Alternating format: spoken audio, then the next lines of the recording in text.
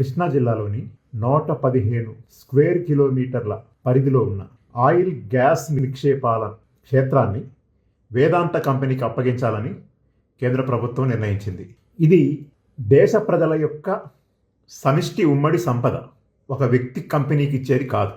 గతంలో రిలయన్స్ కంపెనీకి కృష్ణా గోదావరి బేసిన్లోనే లక్షల కోట్ల విలువైనటువంటి చమురు గ్యాస్ నిక్షేపాలను అప్పగించారు. ఇప్పుడు అది వాళ్ళు వ్యాపారం చేసుకుంటున్నారు తప్ప మన రాష్ట్ర ప్రయోజనాలకు ఏమీ ఉపయోగపడటం లేదు.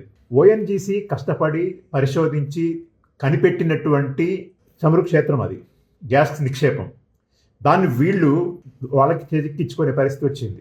ఓఎన్జీసీ ఏదైనా తవ్వి తీస్తే అది ఈ దేశానికి ఉపయోగపడుతుంది, ఈ దేశ ప్రజలందరికీ ఉపయోగపడుతుంది. రిలయన్స్ కంపెనీ కనుక అలాంటి పని చేస్తే, వేదాంత కంపెనీ కనుక అలాంటి పని చేస్తే అవి లాభానికి వేరే చోట్ల వేరే దేశాలకి మార్కెట్లో ఎక్కడ అనుకూలంగా ఉంటే అక్కడ అమ్ముకుంటారు. దీన్ని కనుక 50% ఫైనాన్స్ కమిటీ రికమెండేషన్ చేసినట్లు కనుక రాయల్టీ కనుక రాష్ట్రానికి ఇస్తే దానివల్ల చాలా లక్షల కోట్ల విలువైనటువంటి పెట్టుబడులు కూడా మన రాష్ట్రానికి వచ్చేటువంటి అవకాశం ఉంది.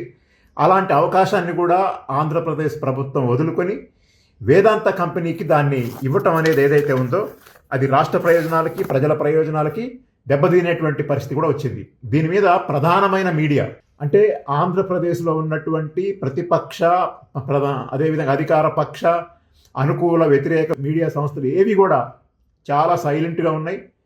వేదాంత కంపెనీ అనేది దాని పెద్ద వివాదాస్పద చరిత్ర, అది ఒక పర్యావరణ వ్యతిరేక చరిత్ర, అది ప్రజా వ్యతిరేకమైనటువంటిది, అది కార్మిక వ్యతిరేకమైనటువంటిది.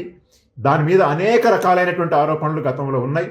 అలాంటి సంస్థకి ఇచ్చేటప్పుడు చంద్రబాబు నాయుడు గారైనా సరే ఒక ప్రకటన చేయాలి. ఇది మా ఏపీ ప్రజలకి, ఈ వేదాంత కంపెనీకి ఇది అప్పచెప్పటం వల్ల మాకు ఈ లాభాలు ఉన్నాయి అని అన్న చెప్పాలా. పర్యావరణ సమస్యలు రావు, దానివల్ల ఏమీ లేవు, లేదా ఉంటే ఏ మేరకు ఉన్నాయన్న చెప్పాలి. గతంలో రష్యా నుంచి చీప్గా ఆయిల్ కొన్నప్పుడు రిలయన్స్ కంపెనీ లాభపడింది, కానీ ఈ దేశ ప్రజలకు ఏమీ లాభం జరగలేదు. అది అక్కడి నుంచి దిగుమతి చేసుకున్నటువంటి చమురుని చమురుని దిగుమతి చేసుకొని ఇతర యూరోపియన్ కంట్రీలకు అమ్ముకుంది. మన దేశ ప్రజలకు మాత్రం రష్యా నుంచి వచ్చినటువంటి చీప్ ఆయిల్ యొక్క ప్రయోజనాలు మనకి దక్కలేదు. చాలా తీవ్రమైనటువంటి ధరల భారాన్ని మనం మోసాం. కాబట్టి ప్రైవేట్ కంపెనీల వల్ల వచ్చేటువంటి లాభము ఈ దేశ ప్రజలకు ఏమీ ఉండదు. ఓఎన్జీసీ లాంటి సంస్థల వల్ల ఆ రకమైనటువంటి ఉపయోగం ఉంటుంది. మరియు ప్రపంచ దిగ్గజ సంస్థ సకాలిన్ అనే ప్రాంతంలో రష్యాలో చమురు నిక్షేపాలు తవ్వితీసినటువంటి సంస్థ, వియత్నాము, సూడాను, అనేక దేశాల్లో పనిచేస్తున్నటువంటి సంస్థ ఓఎన్జీసీ.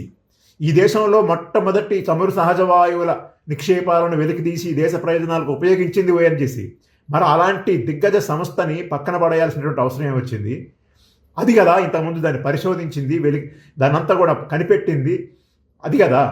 మరి దాన్ని వదిలేసి ఒక వ్యక్తి ప్రయోజనాల కోసం, ఒక కంపెనీ ప్రయోజనాల కోసం ఈ రాష్ట్రంలో ఉన్నటువంటి చమురు సహజ వాయువుల నిక్షేపాలని ఎందుకు ఆ రకంగా ఈ రాష్ట్ర ప్రయోజనాలను కూడా వదిలిపెట్టి వాళ్ళకి ఇవ్వాల్సి వస్తుందో అక్కడ ఉన్నటువంటి ప్రధాన రాజకీయ పార్టీలు, ప్రధాన మీడియా కూడా దీని మీద ఆన్సర్ చేయాల్సినటువంటి అవసరం ఉంది.